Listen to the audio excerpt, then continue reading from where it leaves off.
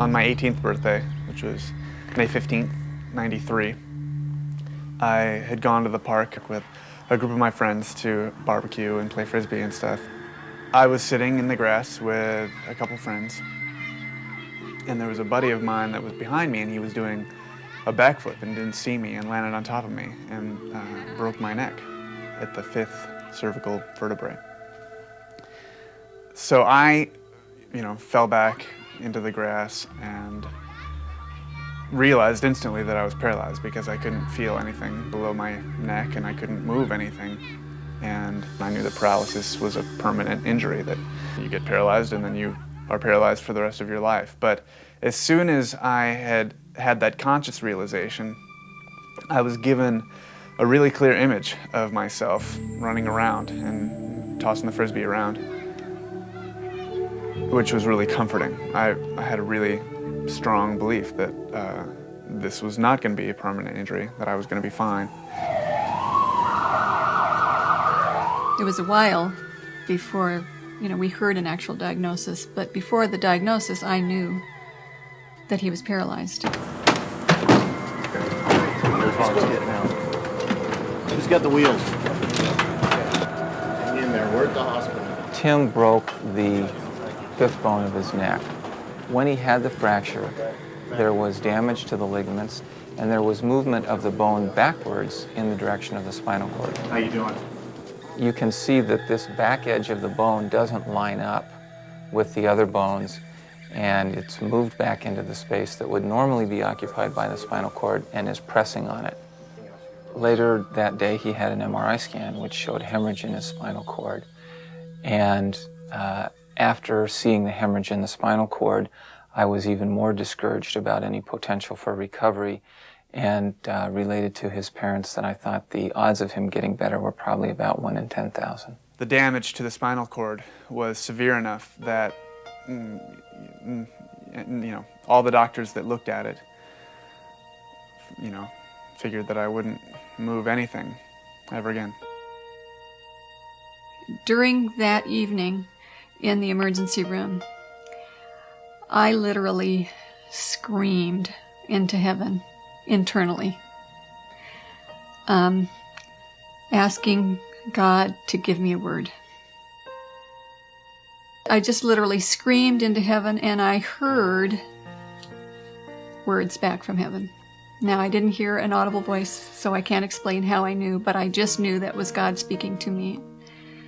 And I felt like what he was saying to me was, I've stopped him in his tracks, but I'll restore him fully. I can remember saying, Lord, I need a word. And I just tend to be very, very visual. And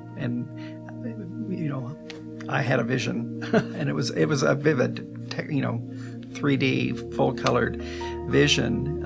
It was like I turned my head, and standing next to me was Christ. And he turned and looked me in the eye, and he said, "To the eyes of man, it appears as death. But when the bandages are removed, there will be neither stench nor decay, but only fullness of life." And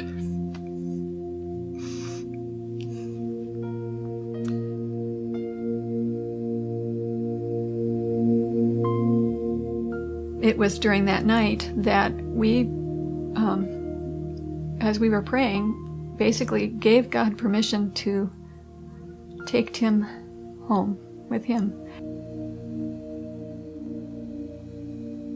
this tattered journal is what Susan and I wrote in day by day to keep a record of our spiritual and emotional experiences as we walked through Tim's accident. Thursday, May 20th, Isaiah 40. But those who wait for the Lord, who expect, look for, and hope in him, shall change and renew their strength and power. They shall lift up their wings and mount up close to God as eagles mount up to the sun. They shall run and not be weary. And walk and not grow faint. And,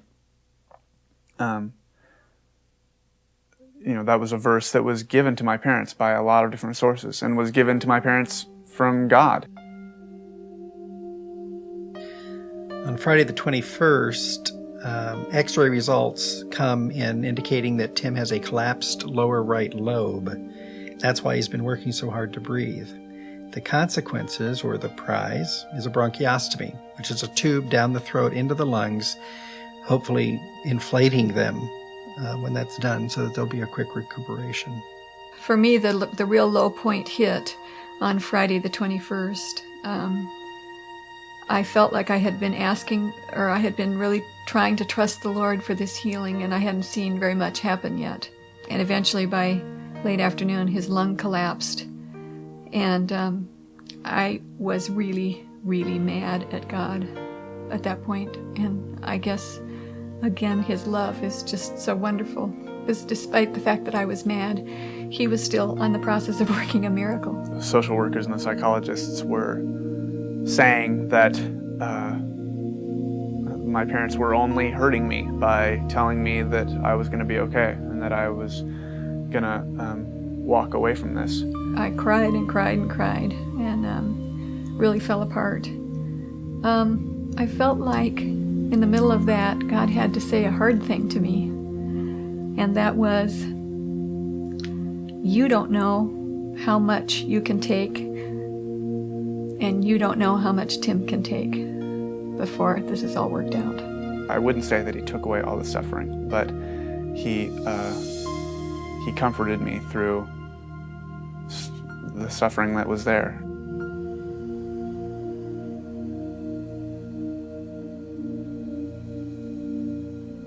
I had been taking care of Tim on and off, and I think he'd probably been in the hospital about a week or so.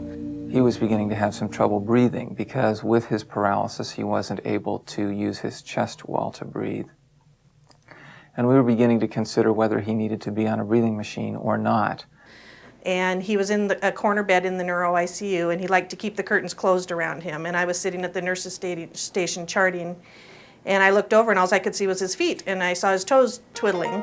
I sort of remembered, I was like, oh, by the way, look what I got this morning. And I moved my legs for her, and she was pretty shocked, I think.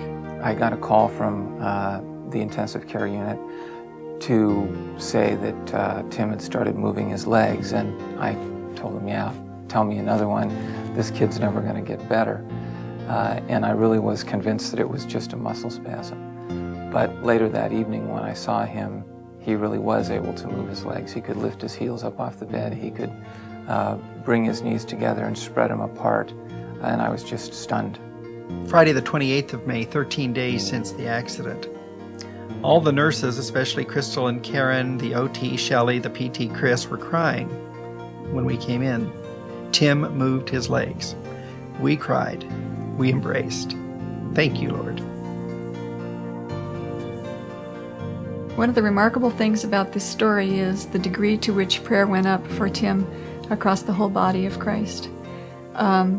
We received word from Catholic people, from Lutherans, from Baptists, from Presbyterians, not only in Spokane, but across the nation. There was a tremendous amount of praying going on. I was praying, almost constantly. And it was just sort of it was just sort of the routine, I would be trying to stand and my legs would be spasming and I'd say a little prayer and they'd stop, and it was just sort of how I made it through every little step of the day that I had to go through. When I prayed at night, I didn't, because I was 9 years old, I didn't really know the medical terms, but I pretty much just said, Dear Lord, thank you for this day, thank you for your love, thank you for my brother, and thank you for what you've done so far. I just pray that you'll, keep him healthy and keep him alive and keep him going. This is the entry from Wednesday, June 9th, the day of Tim's graduation from Meade High School. This afternoon at 3 o'clock, Julie Humphreys, a reporter from News 6, will be doing an interview, and then they'll take shots at graduation. Last night, he spoke at his high school graduation, and he brought down the house. I was able at that point to wheel myself out onto the stage under my own power. sitting there at graduation watching Tim go across the stage, do his speech, and get his diploma. Everyone was so proud of him, and it was amazing. It wasn't supposed to happen, and it was a miracle from God, and it just reminded you of everything, you know, we were blessed. My relationship with God changed a lot because he just showed me. I mean, he showed me what he can do. What this story needs to be saying to people is that the God who performed the miracle is the same God who sustained me through the darkness. Whether or not we experience this tangible victory at the end, that doesn't change God's character. He is a God of love, a God of healing, a God of mercy, and a God of comfort. I have no explanation for why God healed Tim. There isn't anything special about us. We're not particularly spiritual. There are other people who undergo accidents and they aren't healed. The only explanation I can give is just that God was merciful to us in touching our son and healing him. I don't know why I was the 1 in 10,000.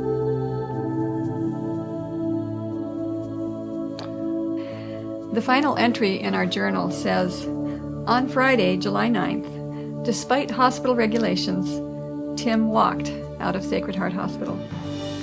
And so continues the remarkable story of Timothy, whose name means honoring God. Well, then this is a story about a guy who broke his neck and was told by the doctors that he would never move again, and was told by the Lord that he would, and he did, and his life has never been the same.